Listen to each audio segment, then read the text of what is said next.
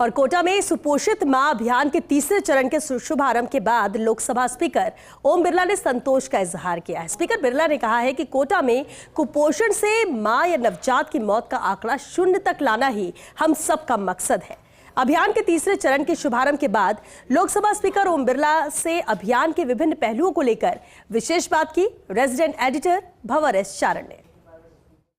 कोटा बूंदी संसदीय क्षेत्र का सुपोषित मां अभियान आज अपने तीसरे चरण में दाखिल हो गया है। डिप्टी सीएम दिया कुमारी के साथ स्पीकर ओम बिरला ने इस अभियान के तीसरे चरण का शुभारंभ किया और बिरला साहब, हजारों माओं तक ये अभियान पहुंचा और आज इसके तीसरे चरण में भी हजारों माताएं बहनें जुटी है।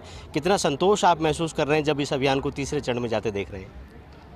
सुपोषित मां अभियान 2025 में नए संकल्प के साथ कि हमारी गर्भवती महिलाएं वो भी स्वस्थ रहे और आने वाला बच्चा भी स्वस्थ रहे, उसके लिए एक सामाजिक प्रयास है कि किस तरीके से 9 महीने तक हम गर्भवती महिलाओं को पौष्टिक आहार, पौष्टिक ठीक का भोजन और उसके साथ 9 महीने तक उसकी मेडिकल जांच और लगातार उसकी मेडिकल जांच के साथ दवाइयाँ और सप्लीमेंट्री की आवश्यकता तो और सप्लीमेंट्री, ताकि हम गर्भवती माँ को भी सुरक्षित रख सकें और आने वाला बेटा बेटी भी स्वस्थ रह सके।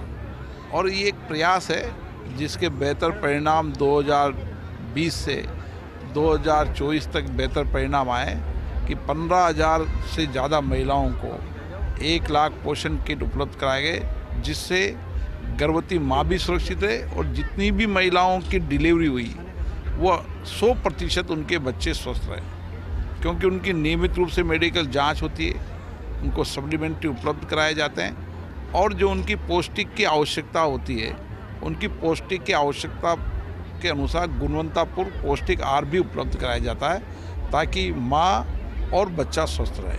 और आपने कई बड़े ऐलान भी कर दिए। आपने कहा कि जो बेटी अब पैदा होगी उसका हम वेलकम करेंगे और उसको संभल देंगे तब तक जब तक वो पाँव पर खड़ी नहीं हो जाती, और उसकी शादी तक की आज आपने जिम्मेदारी उठाने की बात कही है। मैंने देखा है कि घर में जब बेटी पैदा होती है तो उत्साह का वातावरण होना चाहिए और माँ हमेशा वात्सल्य, प्रेम, संवेदना और त्याग और समर्पण उसके जीवन के संस्कार हैं।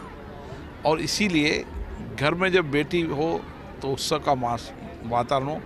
इसलिए हम जब ऐसे गरीब घर की बेटी पैदा होगी तो उसका उत्सव मनाएंगे, उसको हम वेलकम टू बेबी और भारत में पैदा होने वाली हर बेटी का उत्सव हो, इसलिए कोटा बूंदी संसदीय क्षेत्र से ये प्रयास शुरू करेंगे। और ऐसी बेटियों को पैदा होने के साथ ही आर्थिक और सामाजिक सुरक्षा, कुछ आर्थिक सुरक्षा भी हो और सामाजिक सुरक्षा भी हो, ताकि जो वो धीरे धीरे बड़ी होती जाए तो उसके लिए शिक्षा, और शिक्षा के साथ साथ जब वो शादी आए तो उसकी शादी तक चिंता की जाए। इसलिए हर बेटी को एक संपन्न परिवार गोद लेगा और उसकी शादी होने तक वो उसकी चिंता करेगा। बिरला साहब, इस अभियान का आगे क्या भविष्य रहने वाला है? क्योंकि आप मंच पर बैठे थे और डिप्टी सीएम ने अपने संबोधन में कहा कि मुख्यमंत्री जी से इस अभियान के बारे में बात करेंगे, बजट प्रोविज़न इसमें हो, ऐसा बजट में शामिल करने की कोशिश करेंगे।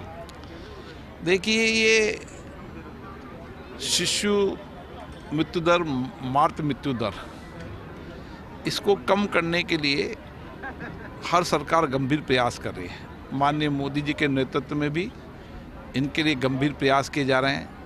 जहाँ शिशु मृत्यु दर हो, मातृ मृत्यु दर, उसके लिए कभी अभियान के योजनाएं भी शुरू किए, पोषण की योजनाएं भी भारत सरकार ने, राज्य सरकार ने शुरू किए। राज्य सरकार भी विचार कर रही है कि किस तरीके से ऐसी गर्भवती महिलाओं को जो आर्थिक रूप से भी कमज़ोर हैं और जिनका वजन कम है और जो पौष्टिक आहार लेने में सक्षम नहीं है, उनको सरकार उपलब्ध कराए, ऐसा विचार उन्होंने दिया है। अब वो सरकार में बात करेंगे कि किस तरीके से इस विचार को हम आगे बढ़ा सकते हैं ताकि माँ और बच्चा स्वस्थ रहे। ये एक प्रयास सरकार कर सकती है। तो देखिए, माँ और बच्चा स्वस्थ रहे, प्रयास सबके यही है, लेकिन ये गैर सरकारी अभियान जिसने 100% के करीब स्ट्राइक रेट के साथ अपने नतीजे दिए हैं और नवजातों की मौतों से लेकर के और प्रसूताओं की मौतों तक को रोकने में एक बेहतरीन भूमिका अदा की है। डिप्टी सीएम दिया कुमारी ने जब ये कहा कि हम इस बारे में मुख्यमंत्री से बात करेंगे और इसे बजट में शामिल कराने की कोशिश करेंगे, तो बिरला ने भी इस पर सकारात्मक प्रतिक्रिया दी है। लेकिन इन सब के बीच में सुपोषित माँ अभियान अपने तीसरे चरण में आज से दाखिल हो गया है। कैमरामैन आकाशदीप सिंह के साथ भंवर चारण, फर्स्ट इंडिया न्यूज़, कोटा।